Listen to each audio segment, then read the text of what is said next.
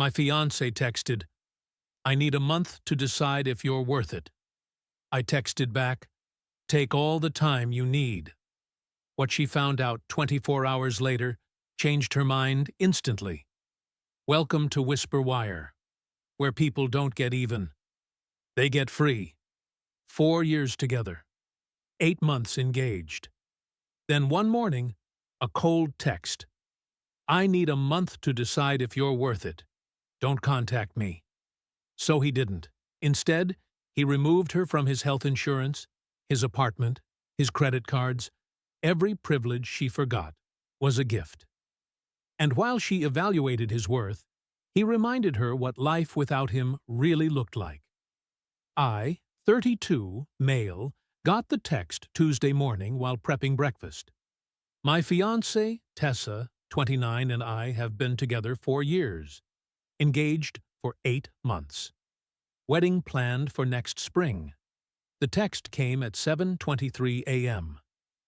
Tessa, Marcus, I need some time to think about us, about whether you're really worth committing my life to. I need a month to decide. Don't contact me during this time. I stared at my phone for maybe 30 seconds. 4 years together, living together for 2, and she needs a month to decide if I'm worth it. My response, take all the time you need. Then I put my phone down and finished making my eggs. Ate breakfast, got dressed, went to work like it was any other Tuesday. Here's what Tessa didn't know when she sent that text. See, I handle a lot of things quietly. Not because I'm some martyr or whatever, just because it's easier that way. Less drama. But when someone tells you they need to evaluate your worth, well, that changes the equation. First thing I did was call my property manager. The apartment we live in, it's mine. Bought it 3 years ago before we moved in together. Tessa's name isn't on anything. She pays me $400 a month as her share, which doesn't even cover utilities. But I never pushed it. M. Hey, Jim, quick question.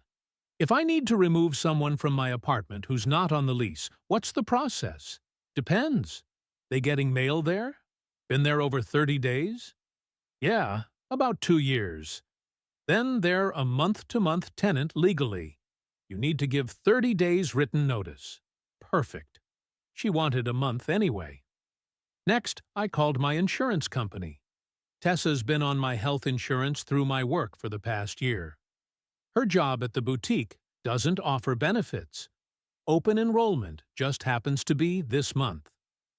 Hi, I need to remove someone from my coverage during open enrollment. Yes, effective immediately when the window opens next week. No qualifying event, just open enrollment changes. The car situation was trickier. 2 years ago, Tessa's ancient Honda died. I helped her get a newer Mazda. The loan's in my name because her credit was trash from old shopping debt. She makes the $300 monthly payment. Sometimes when she remembers, I've covered it. Let me check my spreadsheet. 11 times out of 24 months. I didn't do anything about the car yet. Just made a note to discuss with my lawyer. By lunch, I'd made a list.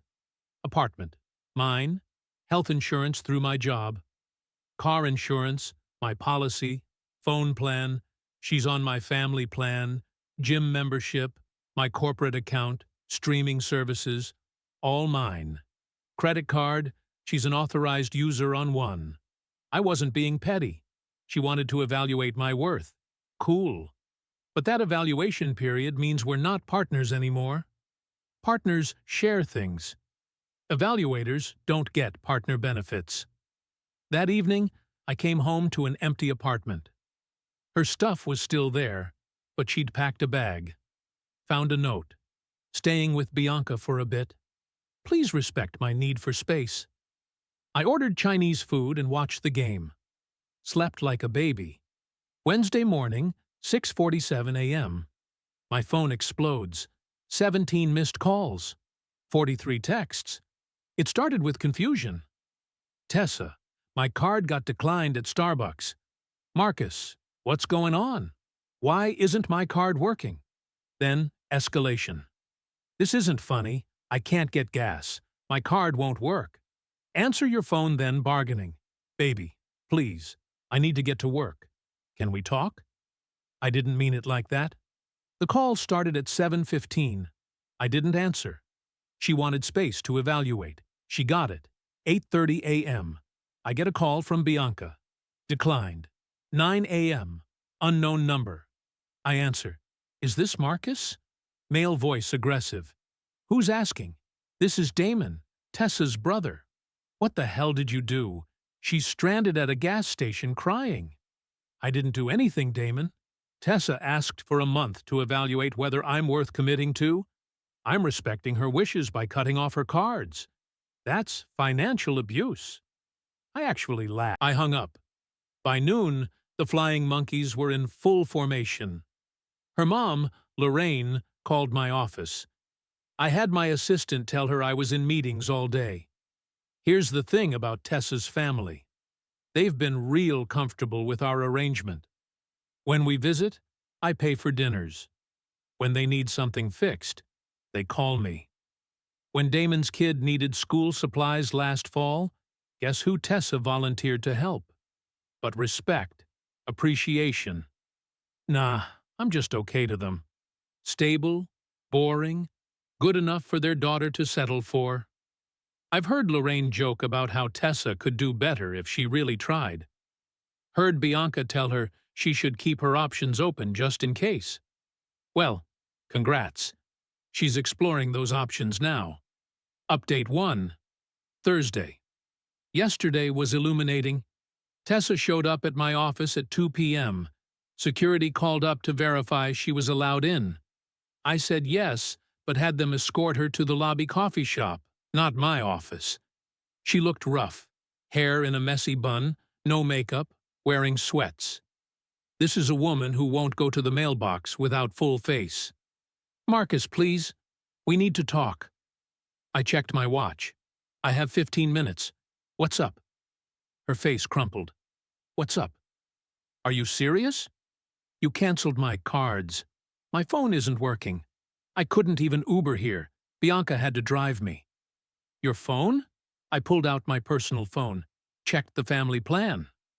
Huh? Looks like you used 45 gigabytes of data this month already. It's throttled, not canceled.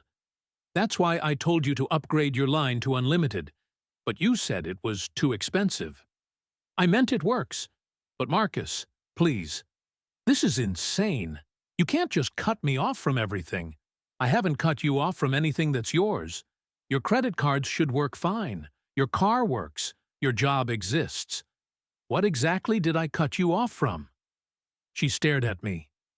You know, I can't afford Marcus. My cards are maxed. You know that. I did know that because I've been paying them down. Another thing I handled quietly. Stopped those payments Tuesday morning, too. Tessa, you texted me saying you need a month to evaluate if I'm worth committing to. Your exact words. That means we're on a break, right? Why would I continue paying for someone who's evaluating whether I'm worth it? That's not... I didn't mean. What did you mean then? She shifted in her seat. Bianca said she thought maybe you were taking me for granted, that you'd gotten too comfortable. She said I should shake things up, make you work for it a little. There it was. So this was a game, a manipulation tactic.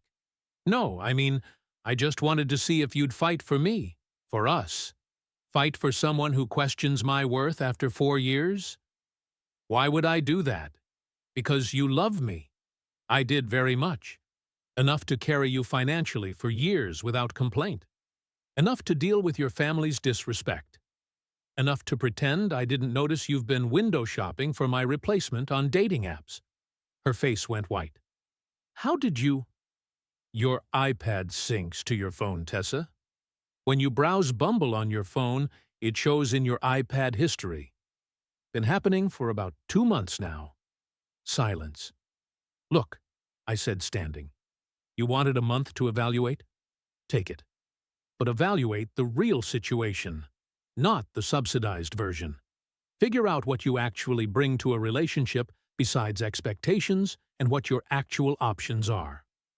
I'll have a written 30-day notice to vacate delivered to the apartment tomorrow. Marcus, wait. I left. Last night was interesting. Around 8 p.m., her stuff started disappearing from the apartment. Not my problem. She has a key until the 30 days are up. But she was clearly panic moving things to Bianca's. Then the text started again, but not from Tessa. From everyone else. Lorraine, you're evicting my daughter? What kind of man are you? Damon, bro, you're really going to make her homeless over a fight? Bianca, she's crying non-stop. Hope you're happy. Even got one from Tessa's cousin.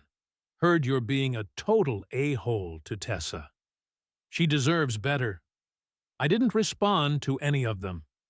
But here's the wild part. Around 11 p.m., I get a call from my buddy Derek, who tends bar at a place downtown. Yo, isn't Tessa your girl?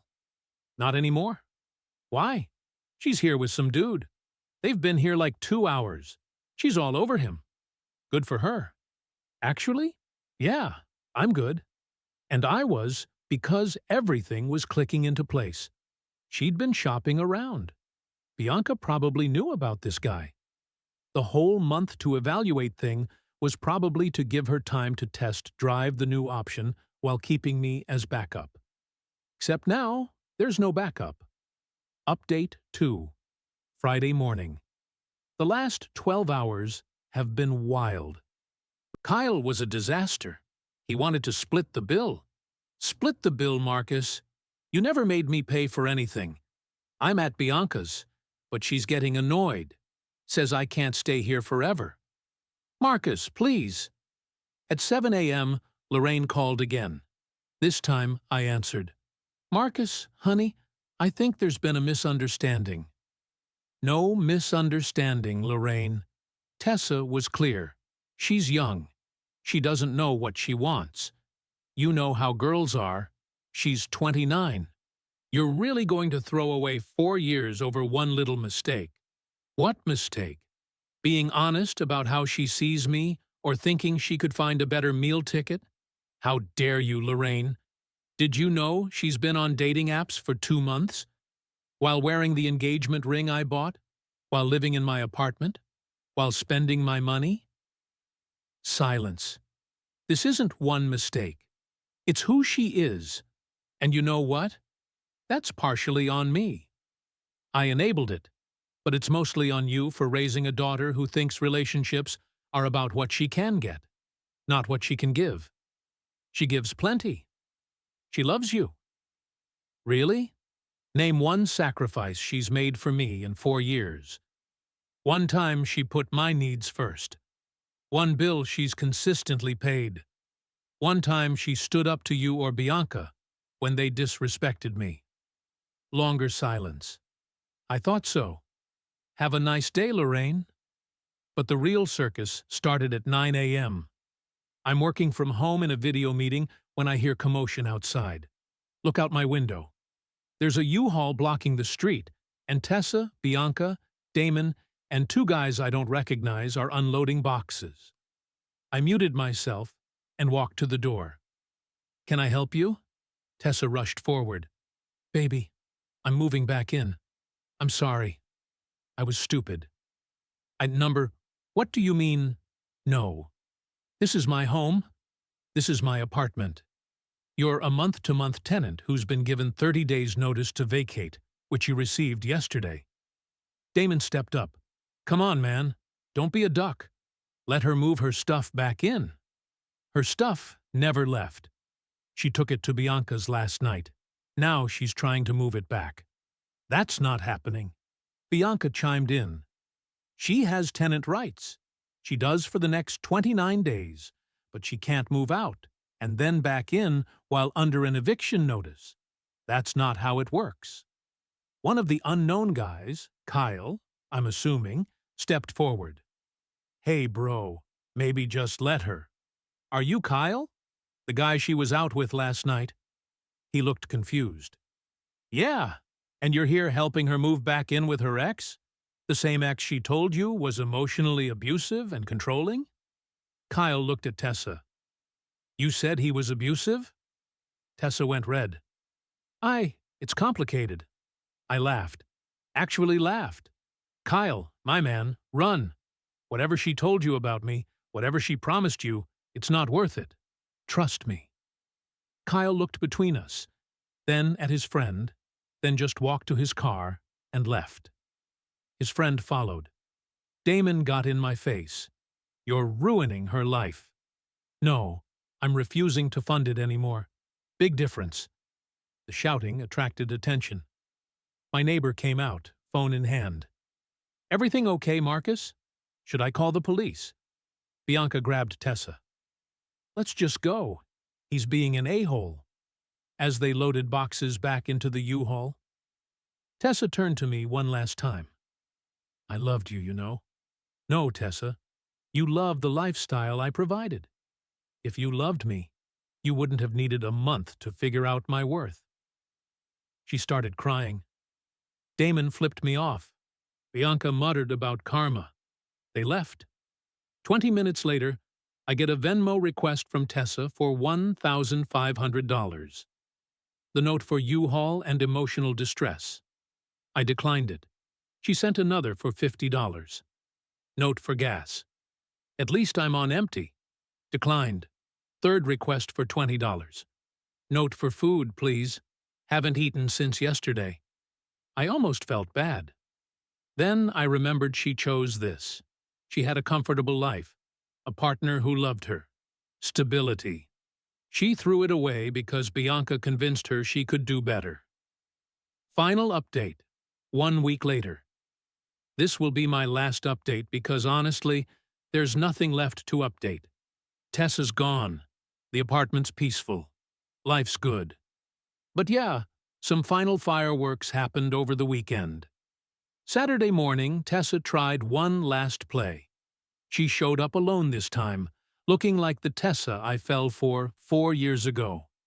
Hair done, makeup perfect, wearing the sundress I bought her for our 2nd anniversary. Can I please come in just to talk? Against my better judgment, I let her in. We sat on opposite sides of the living room. I've been doing a lot of thinking, she started. I realize now how much you did for me, how much I took for granted.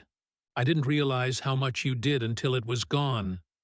And her voice got smaller, and I can't afford to live on my own. Bianca wants me out by Monday. My mom can't help. She's on a fixed income. Damon's got his own family. I've been looking at apartments and even studios are. She started crying. There it was. The real reason. Not love, not regret. Just reality hitting hard. Tessa, I'm going to tell you something, and I need you to really hear it. You didn't lose me this week. You lost me months ago when you started shopping for my replacement. This week, you just lost your funding. That's not fair. I made one mistake. No, you revealed who you are, and I'm grateful for that. It saved me from a lifetime of being someone's safety net instead of their partner. She left, but not before asking if she could at least stay until she found a place. I said no. Then she asked if I'd co-sign for an apartment. Also, no. Finally, she asked if I'd loan her first and last month's rent. The smear campaign started Sunday. Suddenly, I'm all over social media as the villain. Tessa posted a soba story about her narcissistic ex, who financially abused her and made her homeless. Bianca backed her up with stories about how controlling I was, how I isolated Tessa from her support system. My favorite was Lorraine's post about how I manipulated her daughter and trapped her in financial dependence, only to cruelly abandon her. I didn't respond, but my sister did with receipts, screenshots of Tessa's dating profiles, active while engaged, bank statements showing my payments for her credit cards, text messages where Tessa bragged to her cousin about having me wrapped around her finger. Even found an old Facebook post where Tessa called me her walking ATM with laughing emojis. The posts came down real quick after that. Last I heard through mutual friends, Tessa's living with her mom in her mom's one-bedroom man. She's picking up extra shifts at the boutique. Kyle ghosted her after the U-Haul incident. Bianca's boyfriend dumped her after finding out she encouraged Tessa to explore options.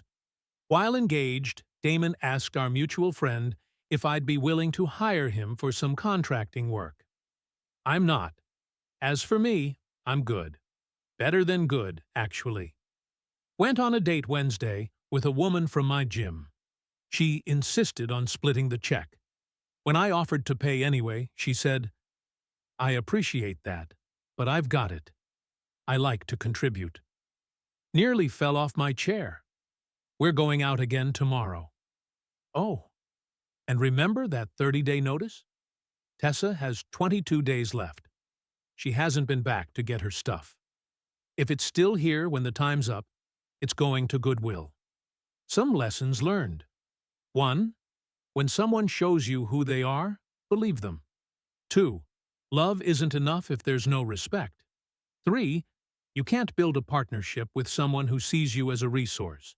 4. The right person won't need a month to figure out your worth. Thanks for reading, Reddit. I'm out.